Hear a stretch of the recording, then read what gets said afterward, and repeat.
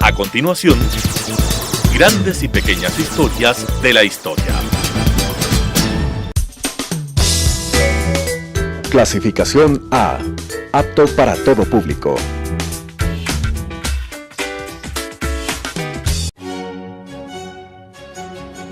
La historia está hecha de lo que unos quisieran olvidar y lo que otros no pueden olvidar.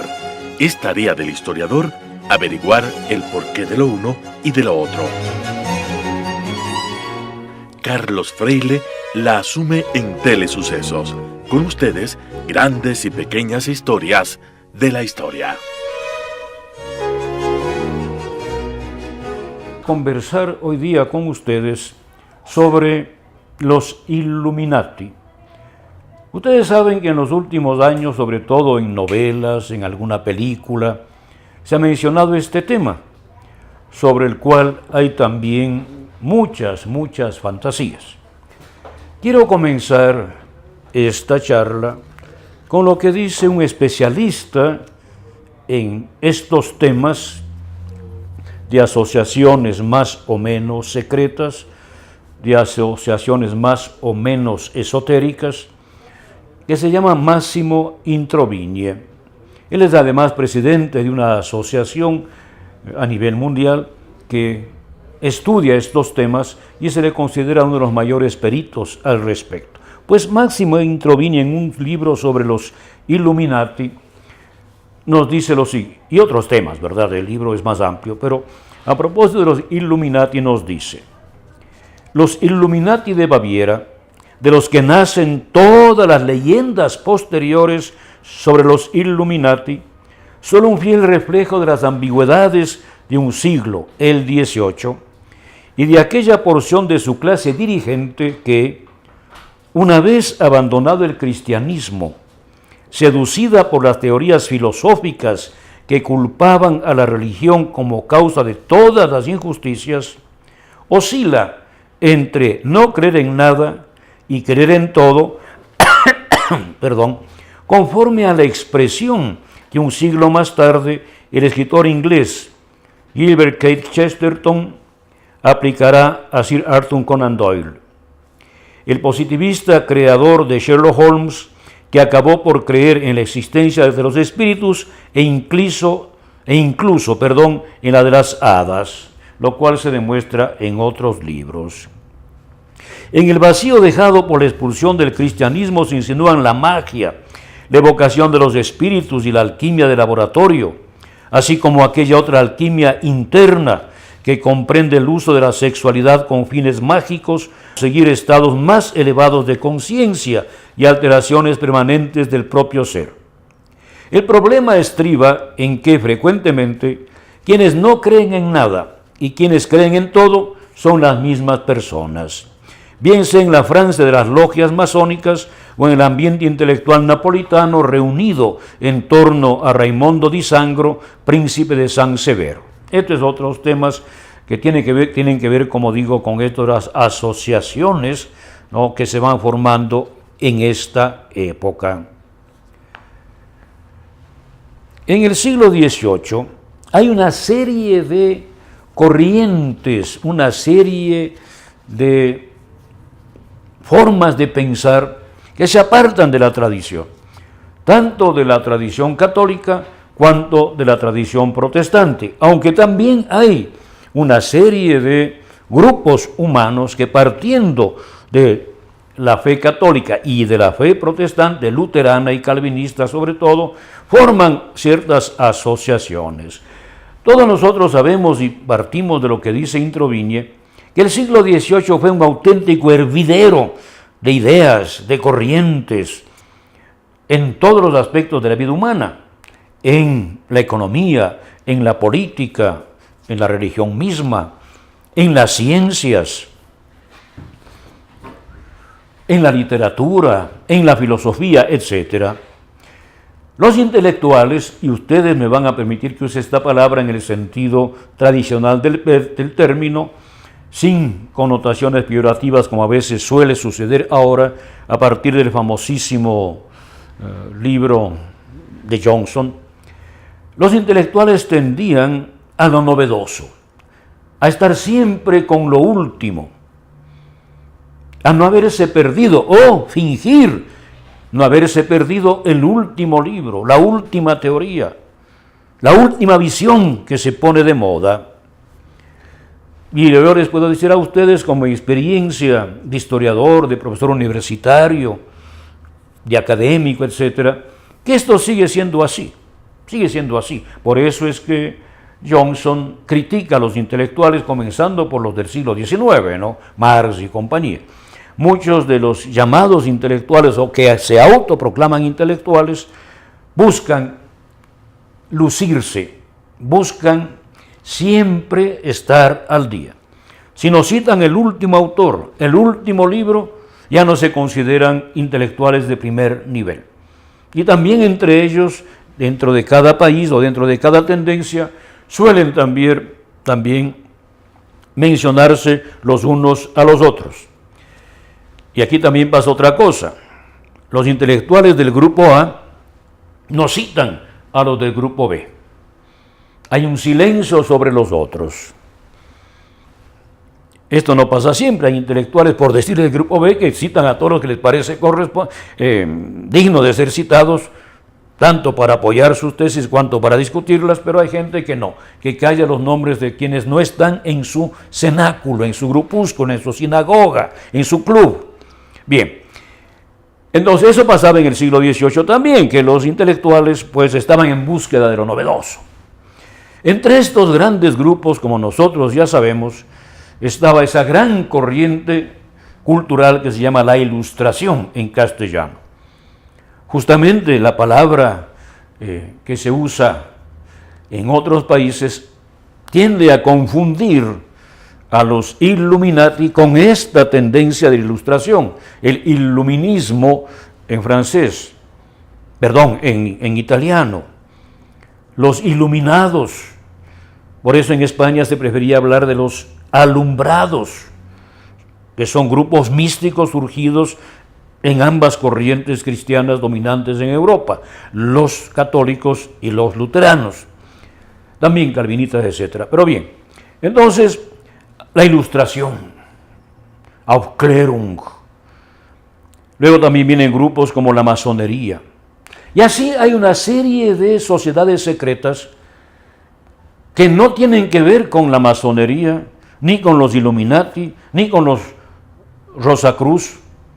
No, son otras sociedades secretas para sus fines respectivos. Por ejemplo, alguna vez aquí hablé yo de que en nuestra independencia de toda la América Latina hubo sociedades secretas, pero que no eran afiliadas a la masonería, sino que reunían a todos aquellos que querían luchar por la independencia y no tener encima la autoridad española que les podía castigar, a veces con la pena de muerte o el destierro, etcétera, ¿verdad? De tal manera que había muchas sociedades secretas en esa época. Por ejemplo, había muchas sociedades secretas universitarias que después derivarían en sociedades abiertas. Estas sociedades universitarias servían para la ayuda mutua, pero también había sociedades secretas, por ejemplo, para aprender la magia, para ponerse en contacto con los espíritus. Ya en el siglo XVIII aparece lo que después se llamará toda esa corriente del espiritismo tan conocido, sobre todo hasta fines del XIX y comienzos del XX. Como leímos en el texto de Introvigne, no hay que olvidar que a veces estas sociedades secretas de magia, de espiritismo, incluyen rituales con elementos sexuales en sus ritos, ¿verdad? De tal manera que por eso también son ocultos. Perdón. En el Ducado de Baviera, en el entonces todavía Imperio Alemán, primer Imperio Alemán, después de 1805, cuando desaparece el imperio, se convertirá en Reino de Baviera. Los gobernantes eran profundamente católicos, mantenían el espíritu de la Compañía de Jesús, la punta de lanza en esa época, después ya fue suprimida, ¿verdad?, de la restauración católica, tanto en educación como en la cultura. Por eso muchos libros de autores ilustrados, contrarios a la religión católica, fueron prohibidos en Baviera. al igual que las enseñanzas de estas doctrinas en las universidades. Este es un punto que hay que tener en cuenta, que los monarcas de Baviera eran muy conservadores en lo que tiene que ver con la religión. Queridos amigos de TV Sucesos y Radio Sucesos, vamos a hacer ahora la primera pausa. No se olviden que están ustedes con Carlos Freile, profesor de la Universidad de San Francisco, con su programa Grandes y Pequeñas Historias de la Historia. Grandes y pequeñas historias de la historia.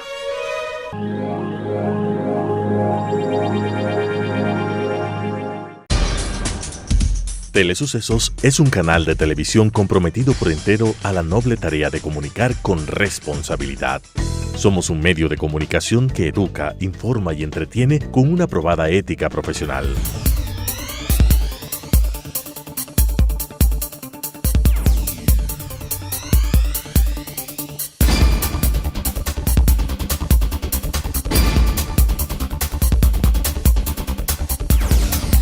Canal 29 se identifica plenamente con la nueva televisión de vanguardia.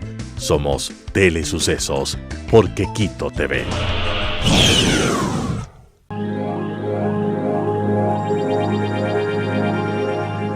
Grandes y pequeñas historias de la historia. Estimados amigos de TV Sucesos y Radio Sucesos, están ustedes con Carlos Freile en su programa Grandes y Pequeñas Historias de la Historia. Estoy ahora comentando una historia que fue pequeña, la de los Illuminati de Baviera en el siglo XVIII, pero que luego, en los años posteriores, no tanto en la realidad, como vamos a ir viendo poco a poco, sino en la fantasía de autores y también del gran público, se convirtió en una gran historia. Decía al final del primer segmento de este programa que en Baviera entonces todavía no reinaba, eran grandes duques, los miembros de una familia muy católica, los Wittelsbach, que no admitían que ingresara a Baviera la ideología de la Ilustración. Eso después sí sucederá. Cuando las tropas napoleónicas extienden las ideas revolucionarias por Europa, también llegarán a Baviera. También, y habrá una serie de cambios, etc. Pero en esta época, mientras tanto, había mucho cuidado para que esto no suceda. Es natural, esto es realmente común, siempre que ha habido un intento de que no entren ideas, pues estas ideas siempre entran. Esa política provocó oposición en las mismas universidades de Baviera. En Baviera había varias universidades, unas mejores que otras, unas más famosas que otras, etc. Eso es, lógicamente, verdad.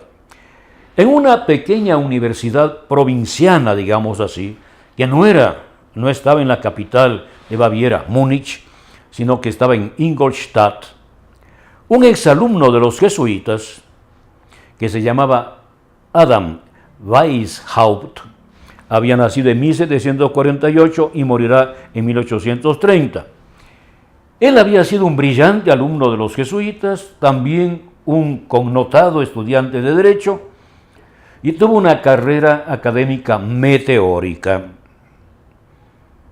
Apenas graduarse, sacó su doctorado, después ya fue habilitado para dictar las clases en la universidad, y después de poco tiempo ya fue nombrado decano de la Facultad de Derecho en Ingolstadt. Esto, como ustedes comprenden, y lamentablemente también es un hecho que se repite, y se repetirá hasta que el mundo sea mundo, o hasta cuando haya universidades, doctores y profesores. Esto, como digo, del ascenso meteórico de Adam Weishaupt, provocó que por aquí y por allá surgieran grupos de envidiosos. Antiguos compañeros envidiaban, hablaban mal de él, etc. Cuando se iba a presentar para la reelección como decano, él vio que estos antiguos compañeros suyos y algunos otros profesores más antiguos que él comenzaban a regar infundios contra su buena fama. También algunas cosas serían verdad, porque era un hombre bastante pagado de sí mismo, era un hombre bastante soberbio, que despreciaba a los demás, etc. Pero en todo caso, hay toda una campaña para que no sea reelegido decano de la Facultad de Derecho de Ingolstadt. Entonces, en ese riesgo, él escucha a un amigo que le dice que ingrese a la masonería, porque la masonería ayuda a sus miembros. Todos los miembros masones le van a apoyar y van a tratar de que él gane las elecciones de decano. Weishaupt estudió el tema, analizó lo que le decían algunos amigos masones con los cuales contactó por medio de ese otro amigo, pero luego de estudiar el tema de la masonería, no le atrajo mucho.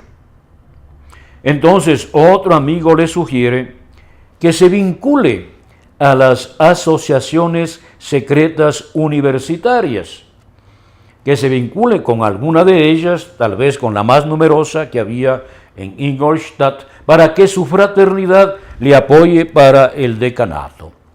Pero al final él decide fundar su propia asociación, su propia organización.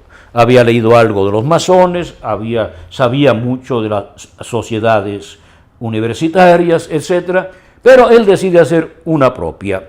De tal manera que el 1 de mayo de 1776, con 4 exalumnos de la universidad, exalumnos de Derecho, para ser más exacto, parece ser que eran 3 exalumnos un exalumno y 3 alumnos que todavía cursaban los estudios de Derecho, pero bueno, en todo caso, él funda una orden de los Illuminati.